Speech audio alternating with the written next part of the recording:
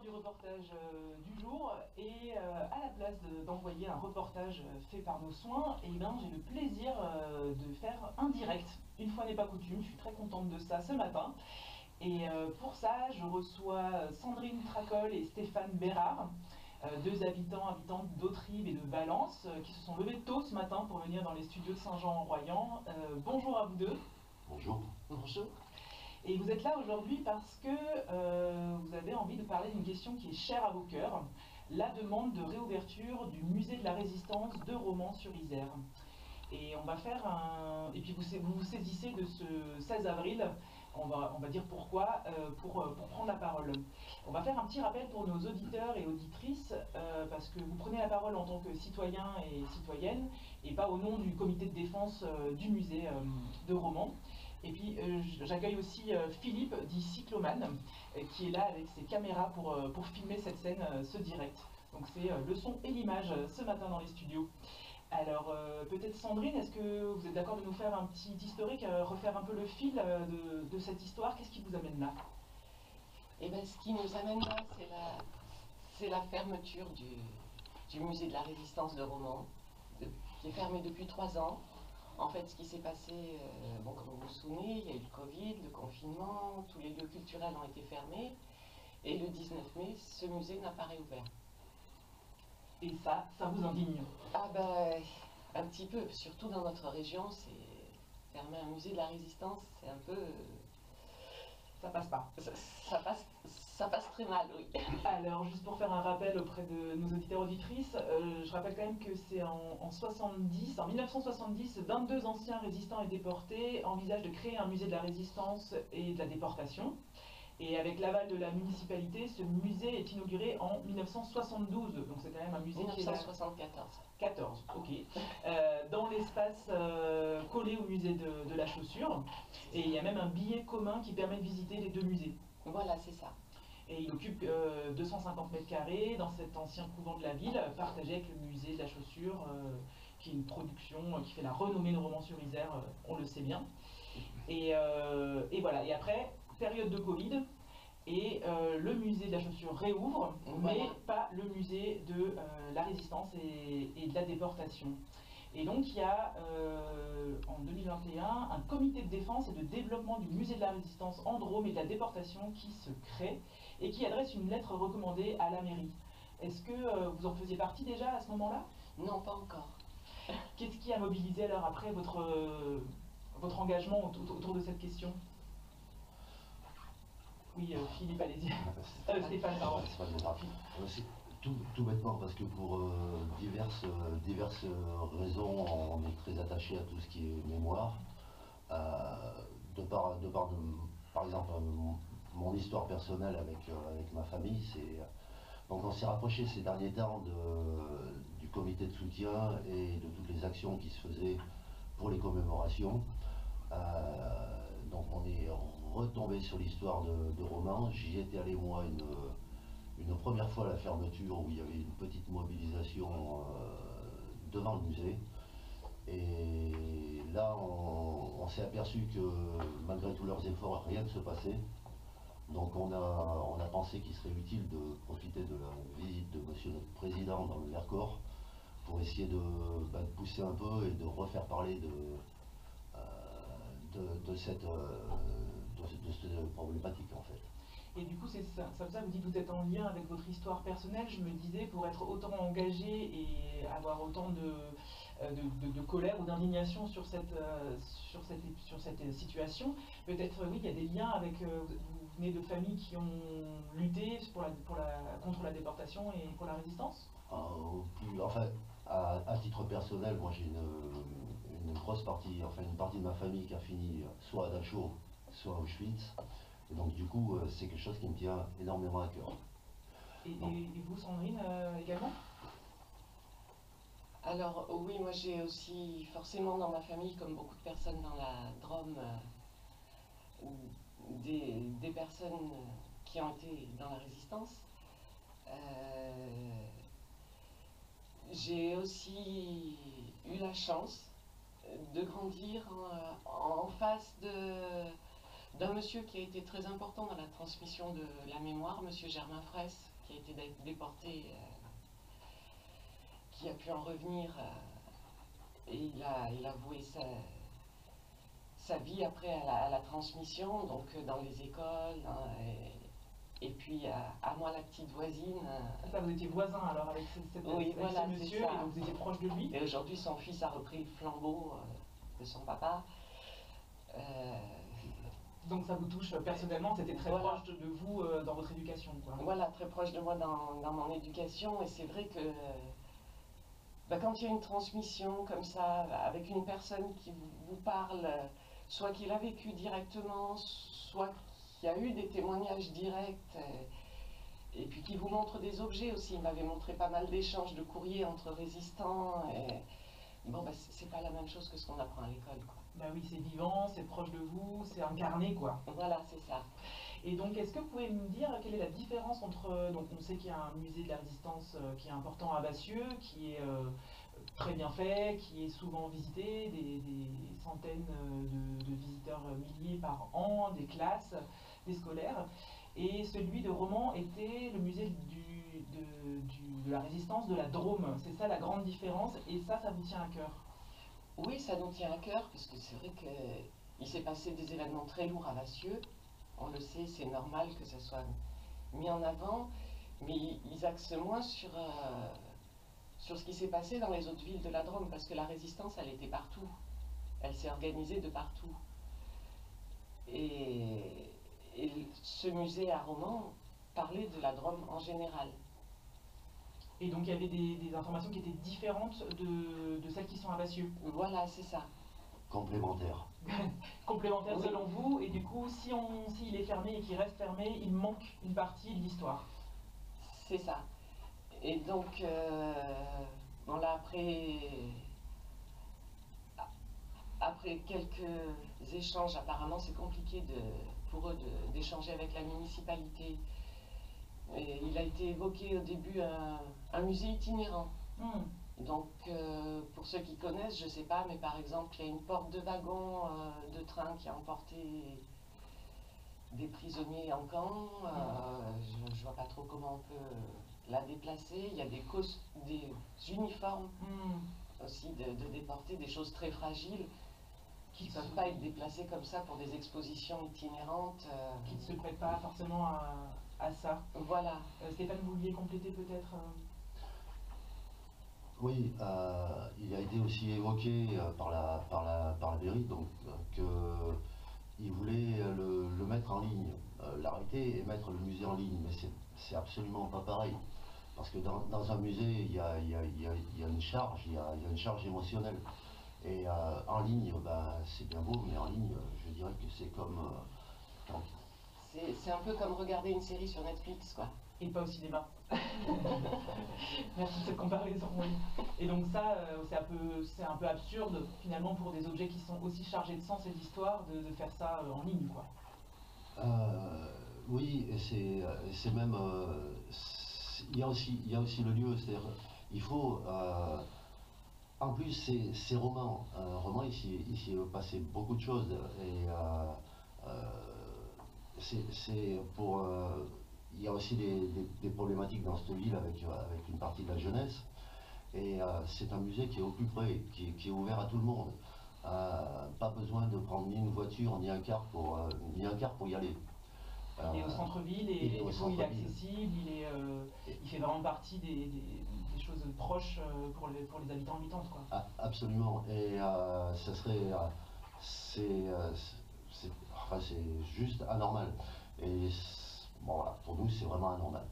Et alors, si on revient un peu sur les arguments avancés par la municipalité, Marie-Hélène Thoraval, selon la municipalité de Romans, c'est ce caractère obsolète qui explique, selon elle, la faible fréquentation du musée, avec seulement quelques centaines de visiteurs et visiteuses par an. Et donc, ça impose sa fermeture, alors qu'un vaste projet de rénovation de l'ancien couvent est en cours, est programmé. Et donc c'est pour ça que vous avez lancé cette pétition, on va y revenir. Qu'est-ce que vous pensez de ces arguments de la municipalité de Romans alors? Ces arguments, pour nous, ce sont des... Alors, il faut quand même faire la différence entre le comité de soutien et nous qui soutenons le comité de soutien. Donc on parle bien en tant que citoyen. Pour nous, les arguments, c'est plus une défense politique, parce que quand le musée, la fermeture du musée a été annoncée, ça a commencé à bouger dans tous les sens. Tous les gens qui soutiennent la mémoire sont montés au créneau. À ce moment-là, politiquement, ils ont été obligés de faire des réponses. Au début, il n'y en avait pas. Et de tout ce qu'on a vu passer dans l'historique, je dirais que c'est pas... Personnellement, je trouve que c'est pas très très joli comme réponse politique. C'est même limite méprisant. Alors pourquoi méprisant selon vous? Par exemple, quand on entend un adjoint de la municipalité qui dit que la majorité des personnes qui ont vécu cette histoire sont morts aujourd'hui, ils sont plus là pour témoigner, et qui rajoute que de ce fait le musée n'a plus d'intérêt. C'est difficile à entendre, hein. Ouais, très. Je comprends bien. Et est-ce que, oui, pour la municipalité, vous pensez qu'ils ne remplissent pas leur devoir de mémoire, justement, c'est quelque chose qui est important pour vous, en disant des choses comme celle-là, des arguments pareils? Quelle que soit la problématique ou les projets qu'ils avaient pour ce bâtiment, dans tous les cas de figure, d'abord, ils auraient dû avoir un débat beaucoup plus en amont avec les gens du musée, et non pas attendre que la presse monte au créneau pour se défendre politiquement. C'est d'abord pour les dernières personnes qui sont au niveau du musée, les gens qui se battent, c'est pas possible. Enfin, j'arrête là parce que c'est pas possible. Ça vous agace. Alors quand même, c'est plus qu'agacé. Ouais, on rappelle aussi qu'effectivement depuis 2020, il y a eu plusieurs, enfin depuis la fin de la sortie du Covid, il y a eu plusieurs actions, notamment une action de mobilisation devant la gare à Romans qui a réuni des centaines de personnes. Donc ce comité de défense et de développement du musée de la Résistance en Drôme est assez actif. Il y a notamment eu une requête auprès du tribunal administratif de Grenoble le 11 janvier 2022. Et cette requête s'appuie sur la convention du 21 décembre 2020 entre la commune de Romans et le comité historique de la Résistance en Drôme, par laquelle l'association a fait don à la ville de l'ensemble des collections recueillies depuis 1972. Et du coup, cette requête, où est-ce que ça en est auprès du tribunal administratif de Grenoble? Et puis vous, qu'est-ce que vous avez comme action? Donc, on rappelle que vous ne faites pas partie de ce comité de défense, mais par contre vous êtes sensible à ça. Est-ce que vous en savez plus sur les actions en justice autour de ça? Alors concernant l'action en justice, le comité de défense aurait dû recevoir une décision il y a quelque temps, ils sont toujours dans l'attente. Ok, donc pas de résultat aujourd'hui du tribunal administratif de Grenoble. J'imagine que le comité de défense espère bientôt avoir une réponse dans un sens ou dans un autre pour au moins être positionné. Oui, voilà, c'est ça, au moins être positionné. L'association Passionnément Roman est montée au créneau pour demander une table ronde à l'occasion de la visite de Monsieur le Président, justement. Une table ronde pour faire avancer les choses et que le tribunal se prononce pour au moins être fixé. Et donc une autre action que vous avez, aujourd'hui vous êtes là à Saint-Jean-en-Royans parce que vous avez lancé une pétition. Alors non, c'est le comité de défense. C'est leur pétition qu'on fait signer, oui. C'est leur pétition. Mais peut-être on peut expliquer cette nuance, pourquoi est-ce que vous ne faites pas partie de ce comité de défense, puisque finalement vous êtes assez proche de la question et d'eux. Ça pique ma curiosité. Alors, je dirais que dans l'esprit, on en fait partie, mais tout bêtement parce que ça s'est passé comme ça. On n'a pas besoin de faire partie pour soutenir. Et c'est ce que devraient faire beaucoup de citoyens de la Drôme. Et donc du coup, dans le comité de défense, c'est plutôt des anciens combattants ou des fils et filles de... Dans tous les cas, comme tous les gens qui ont eu une histoire très très proche avec la résistance, non. Ces enfants, ces petits-enfants, de toute façon, sont présents d'une manière ou d'une autre. Alors, on ne les connaît pas tous, mais par évidence, je pense que c'est les premiers qui sont investis. Donc, cette pétition est en ligne depuis quand, celle du comité de défense? Depuis plusieurs années peut-être, depuis qu'elle a été lancée finalement, quand vous avez vu que que le musée n'a pas été rouvert. Et du coup, aujourd'hui, pourquoi le 16 avril, aujourd'hui vous êtes là à Saint-Jean-en-Royans? Qu'est-ce qui vous amène dans notre belle bourgade? Alors, pour en revenir à la pétition, je ne sais pas exactement quand elle a été lancée, je suppose que c'est suite à la fermeture, donc sûrement très très vite après. Oui, en 2021, oui. Et après, En 2021. Ils ont fait signer la pétition papier et tout de suite derrière, ils ont ouvert la pétition en ligne. Donc là, elle est en ligne depuis plusieurs années. Et il semble, d'après les derniers chiffres, parce qu'il y a une pétition papier et la pétition en ligne, mais les deux se recoupent, je crois qu'on en arrive à 26 000, c'est ça? 26 000 signatures. Alors moi, hier, j'ai trouvé sur Internet 33 266 signatures. C'est très très bien. Et il en faudrait le double, parce que de toute façon, la problématique, c'est que les politiques, que ce soit par exemple Monsieur le Président, il va passer, on va en parler, il y a quelques articles dans les journaux, il y a les gens qui se remobilisent pour essayer de faire remonter l'action, et puis ça va descendre comme un soufflet tout de suite après, et puis on n'en parlera plus. Et on sera toujours dans la même situation. Oui, déjà en 2021, par exemple, au micro de RMC, Geneviève Darrieussecq, qui était alors ministre déléguée chargée de la mémoire et des anciens combattants, avait dit qu'elle serait attentive à la pérennisation de ce musée et à sa localisation, et on n'a toujours rien. Ok. Une dernière prise de parole, oui, allez-y. Ouais. Donc pour continuer par rapport à votre question, oui, aujourd'hui, nous on essaye on a profité que M. Macron est dans le Vercors pour être à Saint-Jean et en profiter pour faire signer leur pétition que nous allons faire sur papier et leur remettre à eux prochainement. Et donc nous serons de 9 h à 16 h si le temps nous le permet, parce qu'il ne fait pas très très beau, sur la place de l'église, voilà, avec un stand, et nous espérons fortement que beaucoup de gens se mobilisent et viennent nous faire un petit coucou. Alors, de toute façon, vous êtes au centre du village, entre les studios de Radio Royan, l'église et le bistrot, donc vous êtes très central, même si les gens ne venez pas pour vous voir, ils vont tomber sur vous dans la journée. On espère que le temps, je l'annoncerai après dans le bulletin météo, sera quand même de la partie. En tout cas, pour vous aujourd'hui, vous allez aller expliquer cette situation aux citoyens, citoyennes, donc ici à Saint-Jean, qui sont donc finalement aux portes du Vercors, avec cette grande manifestation aujourd'hui sur Vassieux, avec la venue d'Emmanuel Macron, sur les 80 ans de la déportation. Je vais rappeler d'ailleurs pourquoi est-ce que le 16 avril est une date importante dans l'histoire du Vercors.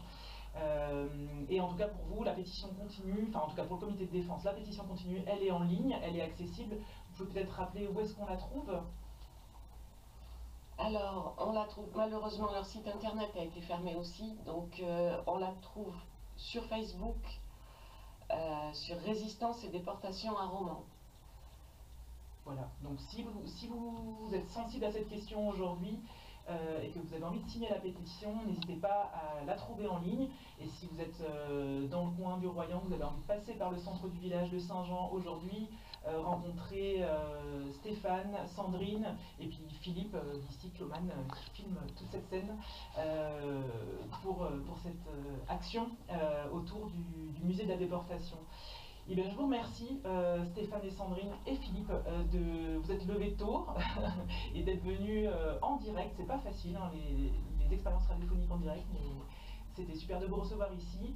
Et bonne chance, bonne journée aujourd'hui dans notre village. Merci. Merci. Merci.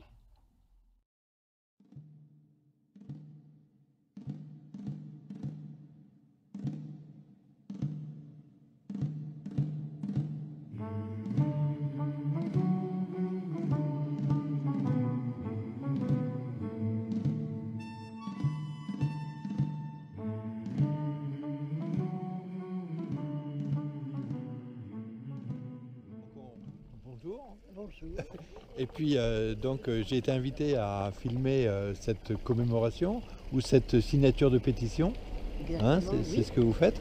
Et est-ce que vous pourriez me raconter un peu l'histoire de votre parcours et de votre combat aujourd'hui, jusqu'à aujourd'hui, pour la défense, pour la réouverture du musée de la Résistance et de la déportation de Romans-sur-Isère? Mais très très volontiers parce que c'est une cause que je défends déjà depuis que j'ai appris que le musée de la Résistance et de la déportation ne réouvrirait pas. Cette information nous a été apportée dans une réunion organisée par la mairie de Romans et dont le comité d'entente des anciens combattants donc était présent, et parmi eux Gérard de Vigne, qui est membre fondateur du musée de la Résistance et de la déportation de Romans. Ils étaient 22 membres fondateurs, tous résistants, eux déportés ou déportés, les deux, résistants déportés. Et ces 22 membres fondateurs se sont réunis dès 1972 pour créer un musée, parce qu'il semblait qu'il ne fallait pas oublier la mémoire de cette période à la fois tragique et d'une certaine façon relativement glorieuse pour ceux qui avaient participé à la résistance pour sauver la liberté de la France. Donc, et votre lien de parenté dans ces 22 fondateurs, donc vous êtes, si vous pouvez citer votre lien de parenté. Le lien que chanter, c'est que je suis l'épouse, la femme de Gérard de Vigne, membre fondateur. D'accord. Lui-même était du Nord, résistance du Nord, mais il est né en 26, donc sa résistance a été une résistance de lycéens, d'accord, voire plus après, mais au départ c'était essentiellement de cette façon-là, d'accord. Et puis il faut dire aussi que je suis quand même d'une famille de résistants, à la fois par mon père et ma mère. Alors mon père est agriculteur, mais ingénieur agricole, et en même temps il était résistant. Il a commencé, si vous voulez, il était d'abord officier de réserve. Et donc en 1939, il est parti à la guerre. Et en 1940, il a perdu une jambe à la guerre en Normandie, quand l'Allemagne a envahi la France. Et repoussant l'armée française jusqu'en Normandie. La mer était là, et certains ont pu partir par bateau en Angleterre. Mais lui-même était retrouvé à l'hôpital de Rouen. Donc, un membre de la famille résistant est venu lui-même le sortir de cet hôpital, qu'il ne parte surtout pas en Allemagne parce que c'était terminé. C'était Gustave Monod, qui a dans la Drôme, il y a un collège d'ailleurs qui porte le nom de Gustave Monod. Et puis alors mon père, rentrant chez lui, dès 1940, est rentré aussi en résistance. Il a entendu le message de De Gaulle, on a perdu une bataille, on n'a pas perdu la guerre. Et donc en 1940, il est rentré en résistance avec son frère et tout un groupe de Daudois qui, à un moment donné, avait donc un radio. On les appelait les radios, les personnes qui avaient des radios, qui savaient transformer des messages jusqu'à porter tous les résistants sur tous les mouvements qui pouvaient se passer dans la région. Mon père, donc on était du côté de Carcassonne, prenait les renseignements sur aller jusqu'à la côte du côté de Narbonne, prendre les renseignements, etc., mais un petit peu partout, et toutes sortes d'astuces pour pouvoir passer ces messages. Mais le radio Tout était codé. était codé. Le radio devait décoder, enfin devait coder ces messages pour les envoyer en Angleterre. Jusqu'au dernier message, les carottes sont cuites.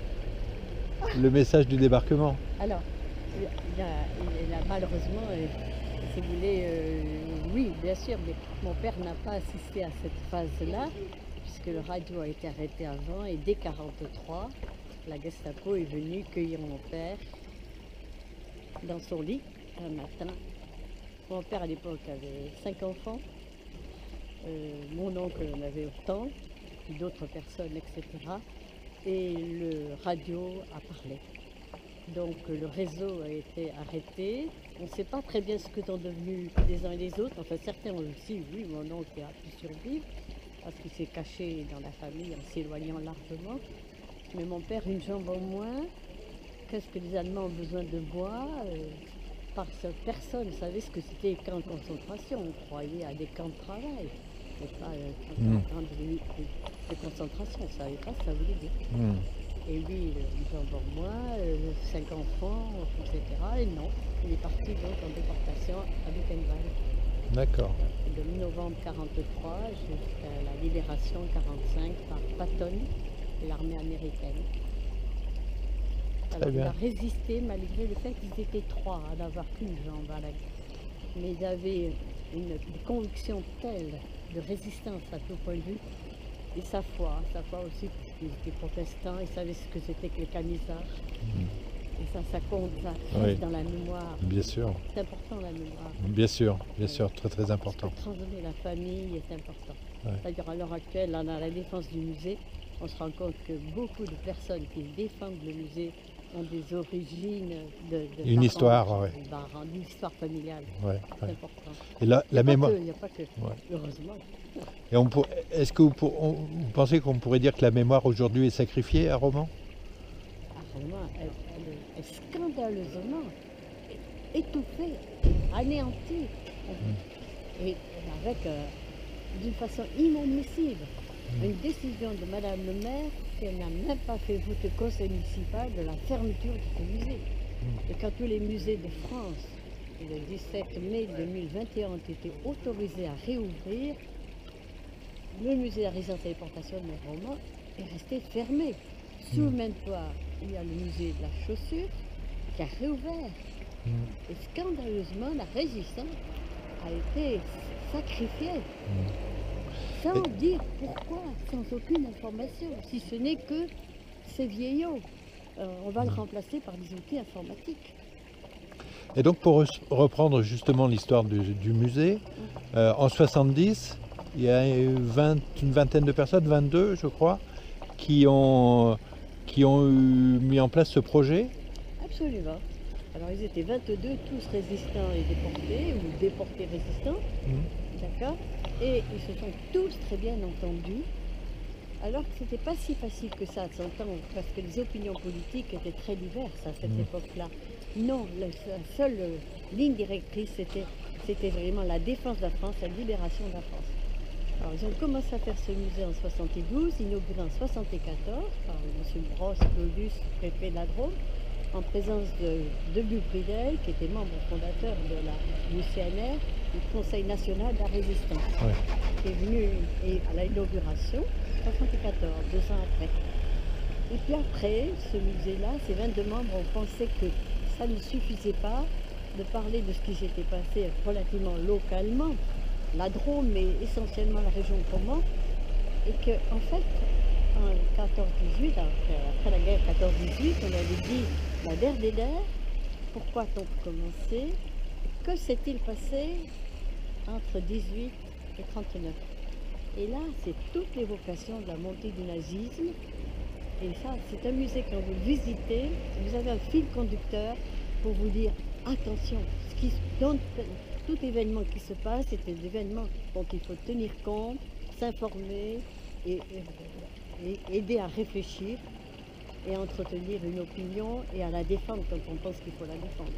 Depuis la signature de l'armistice, au wagon, je ne me rappelle plus le nom, où a été signé cet armistice en 1918, et après les restrictions qui ont été et les pressions qui ont été exercées sur l'Empire germanique et la vengeance après avec la montée du nazisme. C'est ça que vous retracez dans le musée alors?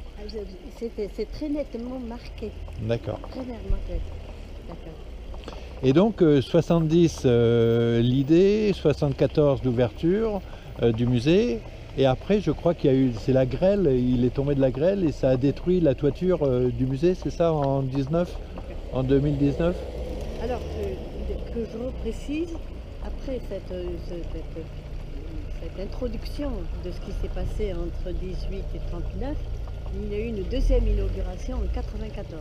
Voilà, à ce moment-là aussi, une deuxième inauguration. Ouais. Alors, il faut que vous sachiez peut-être aussi, très important, c'est que dès le départ, en 72, les statuts ont été déposés, et ces statuts ont tout de suite compris qu'ils allaient vieillir un jour. Donc en l'an 2000, 30 ans après, ils donneraient le musée à la mairie. D'accord. pour pérenniser. Pour pérenniser. D'accord. Parce qu'elle Là. est disparue. Oui. Et donc ces statuts ont été respectés et en l'an 2000, il y a une convention qui a été passée entre la mairie, le maire de l'époque, après la mairie, et puis le comité du musée, qui existe toujours d'ailleurs. Et donc dans cette convention, il est bien indiqué que les objets appartiennent à la mairie, mais qu'on ne touche pas au musée sans l'accord du comité. Or, le musée a été fermé sans demande au comité d'accepter cette situation. Donc la convention a été trahie. La convention a été trahie. D'accord. Trahie. Mm. Parce qu'un maire doit respecter la convention de celui qui Bien effectivement a sûr. signé Bien la sûr. convention. Bien sûr. Voilà. Alors depuis, effectivement, l'annonce de la non-réouverture après l'épisode de la grève auquel s'est ajouté le Covid à l'époque, ou la Covid, je ne sais pas ce qu'il faut dire. Bref, et donc le 19 mai 2021, quand tous les musées de France ont été autorisés à rouvrir, sous le même espace de la Visitation, un ancien couvent, Mhm. le musée La Chaussure a réouvert et pas le musée La Résistance et la Déportation. Donc c'est-à-dire qu'à Romans, au pied du Vercors, il ne reste que le musée de la chaussure. Il ne reste que le musée de la Chaussure. Alors le musée lui-même n'est certainement pas touché, il Mhm. est fermé, mais il n'est peut-être pas touché, on ne sait pas bien. Mais en tout cas, il n'a pas réouvert. Mais une décision de justice pourrait le faire réouvrir. Certainement, D'accord. certainement. Et je pense qu'il y a un procès en cours ou une demande au tribunal de Grenoble qui ne s'est pas encore prononcé sur la décision, sur une décision de réouverture. Alors l'avocat que nous avons à qui nous avons demandé de défendre le musée, qui est lui-même fils de résistants déportés, d'accord, effectivement, défend la convention. Et donc depuis, alors, c'est au tribunal administratif depuis janvier 2022. L'avocat avait dit 2 ans, le tribunal administratif, c'est long, manque de personnel, etc. En tout cas 2 ans, voire plus, peut-être 3 ans. Et nous sommes dans les 2 ans et un petit peu plus. Et nous espérons que le tribunal administratif, pour lequel le tribunal administratif juge sur les documents administratifs, il n'y a aucune raison qu'il ne nous donne pas raison. Hmm.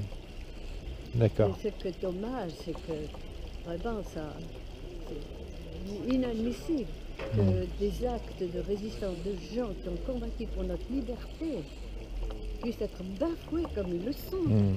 Hmm.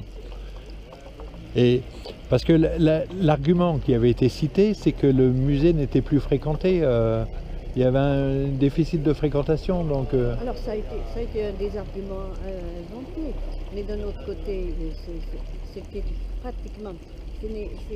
C'est vrai que c'est un petit peu, c'est pas tout à fait contestable, parce que effectivement ce qui s'est passé, c'est qu'il y a eu un relais du conseil scientifique qui s'est mis en place, la mairie de...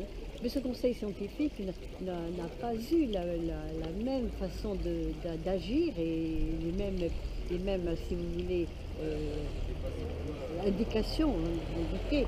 Et donc, il devait, si vous voulez, il n'a pas pris le relais qu'avaient donné tous les membres fondateurs qui non seulement mettaient en place, mais animaient, allaient dans les écoles, faisaient des expositions, recevaient beaucoup, etc.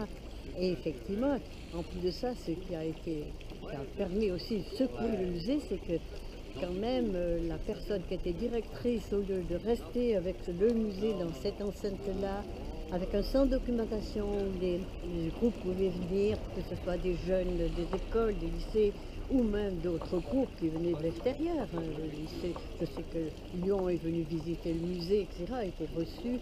Il y avait toute une documentation, plus de 600 documents donnés la plupart par les anciens résistants déportés, qui avaient vidé leur bibliothèque pour ce musée. La directrice du musée a été finalement par le maire installée aux archives. avec, si vous voulez, et le déplacement, la documentation. Alors là, le musée a déjà commencé à être ébranlé.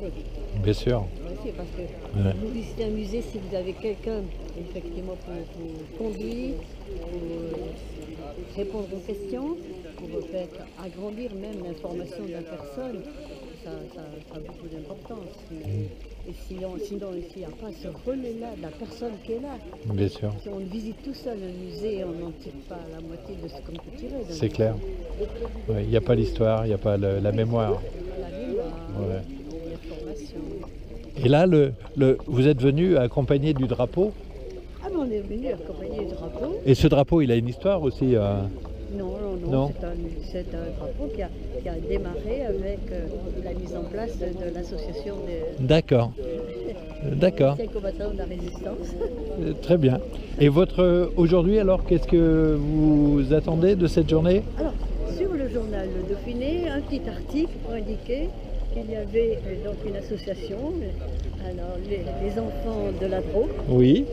découvert, et qu'on a découvert, c'est une association qui défendait le musée résidentiel des portations de romans. Ah oui. Voilà. Bonne surprise. Bonne surprise. Ouais. Ah, et enfin des gens qui nous soutiennent. Ah oui. vraiment. Ah oui. D'ailleurs, beaucoup de gens nous soutiennent. Ouais. Mais le gros scandale, c'est que tous les gens élus, tous nos responsables élus, Madame la maire fait ce qu'elle veut chez elle. Ouais. Et ça, c'est inadmissible pour vous. Inadmissible. Ouais. Et oui, quand un conseil municipal n'a pas voté la décision qu'elle était la seule et que tout le monde politique la soutient Ouais, ouais. directement, parce Ouais, que ouais. alors, je plaisante pas. On Ouais. a une des réponses aussi, on attend la décision du tribunal. Voilà. Comme si on attendait la fin de la guerre pour faire la guerre, quoi. Oui, oui. Eh bien, je vous remercie.